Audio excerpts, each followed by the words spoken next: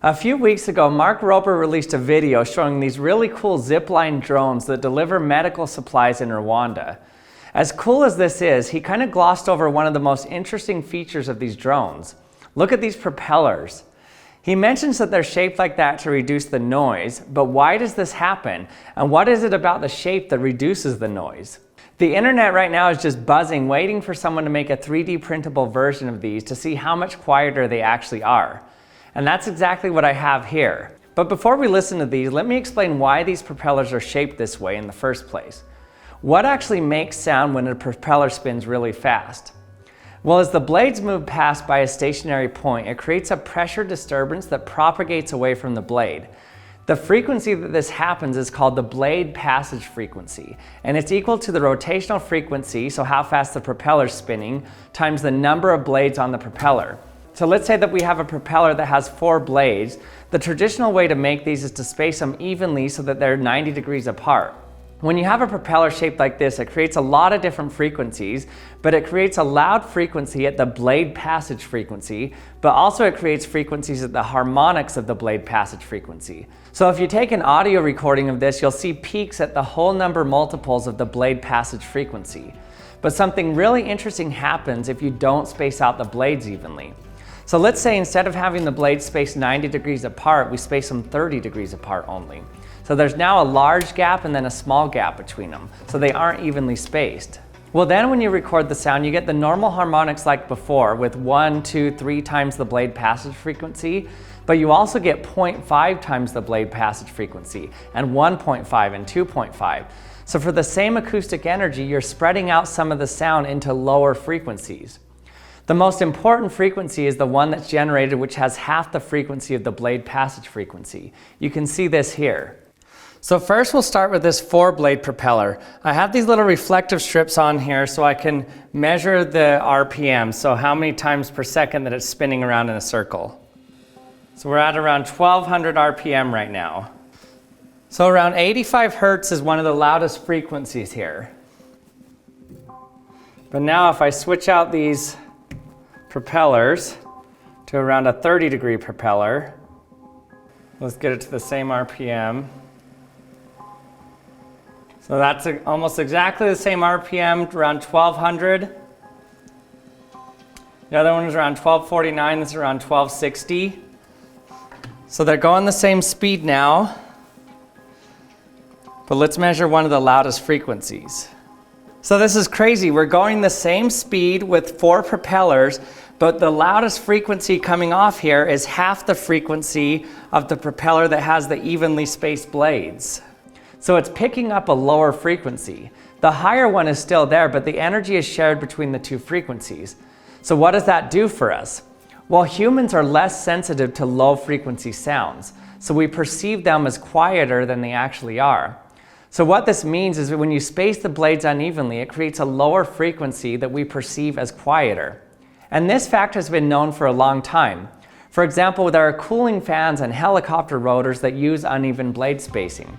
But this design still doesn't quite look like the Zipline design that we saw from Mark Rober's video. Why is there this gap between the blades so that they're on different levels? Well, when you have a propeller design like this, there's an interaction that happens where the blades overlap. This causes a lot of broadband noise, meaning just a large spread of many frequencies through the spectrum. So any noise reduction that you gain with the uneven blade spacing gets canceled out with this broadband noise that's created. But if you just get rid of that overlap by raising one of the blades a little bit higher than the other one, then the broadband noise just goes away. So an easy way to create this is just to take 2 double blade propellers and stack them on top of each other. So I've made 2 propellers here. These are taken from an FPV airplane propeller that I have. Okay, so what I have here are 2 different spacings of blades stacked on top of each other. And I put a little sticker on each of them so that I can measure the rotational rate, the RPMs, as they're spinning to get them at the same RPM. Okay, so I'm going to turn both of them on. 10,300 RPM, and this one's at 10,000 RPM, 10,200 RPM. So they're really close to the same RPM. Okay, let's listen to both of their sounds.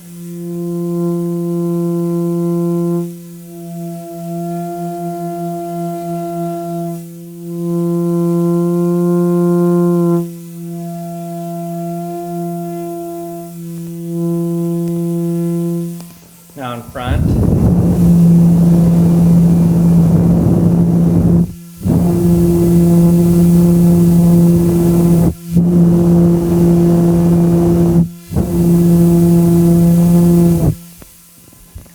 Now behind.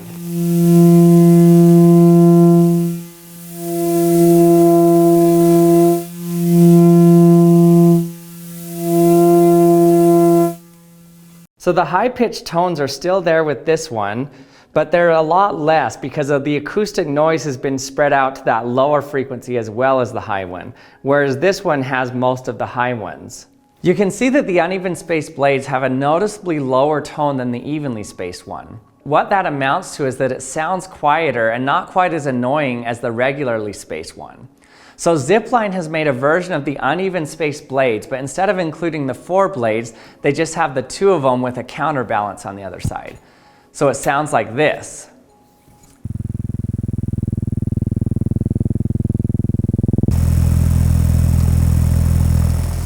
Now mine isn't perfectly balanced, so it doesn't sound a lot quieter. I'd love for someone to make a better version of this in real life that uses the same design as Zipline. Also, a few months ago, MIT came up with a propeller called the toroidal propeller. This is the 2-blade version, and then this is the 3-blade version. This used a propeller in this shape that reduced the sound in a different way. It actually reduced the vortices formed and slightly reduced the overall sound levels. You can actually see what the flow looks like between a toroidal propeller and a regular one in this simulation here. For the standard props, we see small detached tip vortices from the air rolling off the tip of the blades. These contribute to the high buzz noise that's typical of quadcopter drones. In the case of the toroidal props, this detached vortex is contained within the ring of the prop, and the overall jet of air is much more coherent, so it's quieter. So this will correlate to a reduced overall noise signature due to improved turbulent flow. This simulation is done using real physics using the software from our sponsor for this video, SimScale, the world's first cloud-native engineering simulation platform. SimScale provides engineers and designers access to digital prototyping and simulation early in the design stage, throughout the entire R&D cycle and across the entire enterprise, right in your web browser. If you want to learn more about SimScale, you can click the link in my description and create a free community account. And also you can access thousands of public simulations as well. You can also view the quadcopter project from this video and post-process the simulation results yourself by clicking the link in my description. And thanks to them for sponsoring this video and providing these nice simulations. Now let's get back to the experiment. One problem with this design is notice that with the 4 propellers, at 1200 RPM, we get around 3.1 miles per hour of wind coming off of it. But at the same rotational frequency for the unevenly spaced propellers, we're only getting like 2.5, 2.7 miles per hour. So for the same rotational speed with the same weight, we get less wind coming off of it. Which means to get the same wind speed, you have to speed this one up a little bit faster. But that doesn't actually hurt you sound-wise, because I can turn up the speed to match the 4 propeller ones. Let's turn it up to get like 3.1.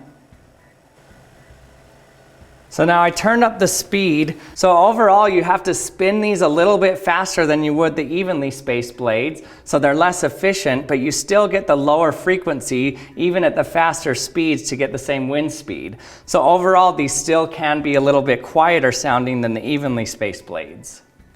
So what's interesting about this apparent noise reduction with uneven blade spacing is that it depends on the place where you're listening. If you're behind the blades, then the noise reduction is worse for uneven spacing. But when you're in front of the blades or in the same plane as the blade, it's actually better. So this is actually beneficial for flyover noise for planes, because when they're closest to you, you're in about the same plane as the blade above you, so it's quieter. But unfortunately, that means it would be worse for drones because everything's below the blades. But I'm not sure how Zipline's blades would sound on a drone. Maybe someone will get a hold of the real blades and do a comparison on a drone. Also, I got a lot of this information in this video from a paper on uneven blade spacing, and I'll put a link to that paper in the description as well. And thanks again for watching this video. If you like this video, remember to like this video and also subscribe to my channel if you haven't yet, and we'll see you next time.